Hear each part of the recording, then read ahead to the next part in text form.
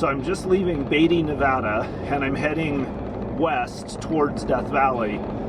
The Titus Canyon road's going to turn off just a few miles out of Beatty, and it'll be a gravel road, but it's one of the more famous backcountry routes through Death Valley. So we're going to go check it out, and I'll show you guys what it looks like along the whole route today.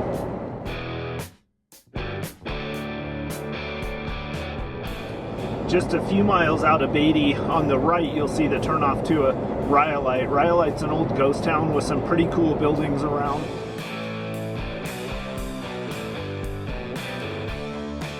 It's pretty touristy, a lot of people go there, but it's only about a 10-minute stop to swing off of the highway and run out and see it. It's just about a mile or two off of the main road, so it's worth a stop to check out if you're on your way to Titus Canyon.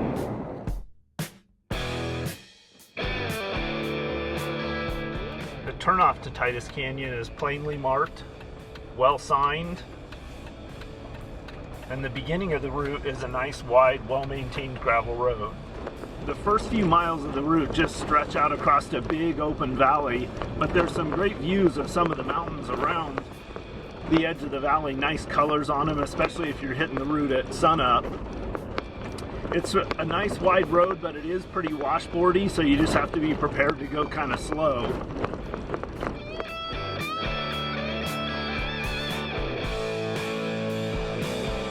After several miles across the flat, you'll cross into the national park boundary, and then you'll start winding up into the foothills of what I believe are the Grapevine Mountains. The road also starts to get a little bit narrower at this point, and it's fairly loose and sandy. So you'd probably be all right to make this trip. The recommendations say that you need a high clearance two-wheel drive, but right now I'm in pretty loose sandy material, and I'm thinking that a two-wheel drive would probably struggle a little bit to make it up this. Maybe an all-wheel drive. And keep in mind that the road conditions can change with weather conditions and the amount of traffic on the road, etc.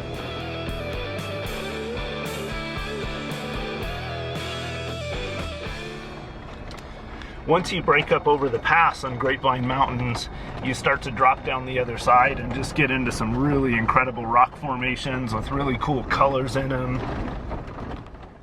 So I just stopped at a nice little scenic overlook. This is one of the first cool little stops. It's a great place to take some pictures, and I'm looking over all kinds of just really cool rock formations with different colors.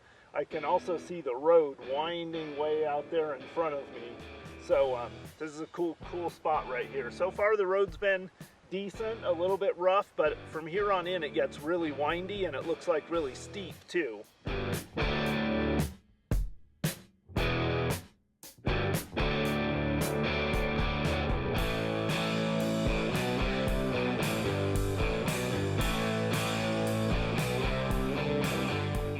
So another great stop along the Titus Canyon Road is the ghost town of Leadfield. And there's a couple of buildings still intact, but I'm taking kind of a hike out around, making a big loop out around away from where the buildings that are still standing are, and finding the remains of some of all of the old town buildings that were here. Now these are all collapsed, but it's interesting to walk around and see all of the boards and the cans and the glass and just all the remnants of all of the old town that was here. And then of course, it's just an amazing, beautiful landscape around here. Shortly after leaving the site of the old ghost town Leadfield, you'll start entering the canyon narrows. And once you start getting into the canyon narrows, you get into some of the more iconic Titus Canyon kind of landscape. The road also starts getting sandy and very narrow.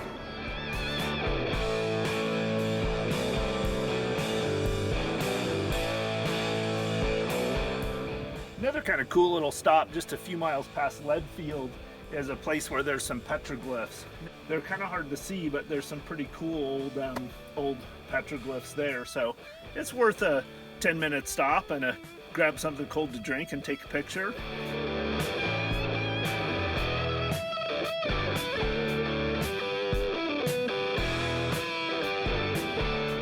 So as you get farther down into Titus Canyon proper, the canyon really narrows up, and there's a lot of really steep canyon walls. In places you're in areas where the canyon is where you're driving through is less than 20 feet wide, and you just have sheer walls on either side of you of all different colors.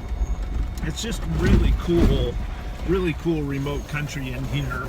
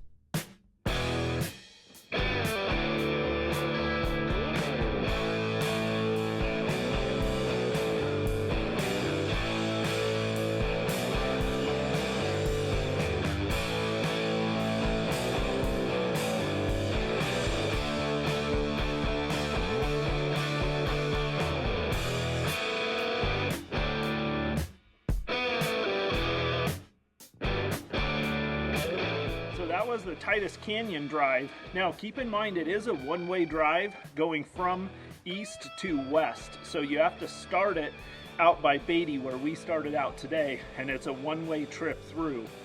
Out the other end of Titus Canyon it just breaks out into Death Valley, and you're out in the middle of Death Valley National Park. Great trip altogether. I'd plan about 2 to 3 hours, maybe a little bit more if you want to stop at some of the sites along the way. We made the trip in a Jeep JKU Rubicon, but a two-wheel drive vehicle with high clearance would be acceptable, although there are a few spots where there's some loose sand and a couple little ledges to climb that you might actually prefer to have four-wheel drive. Hope you guys enjoyed. I'll catch you on the next one. Coyote Works out.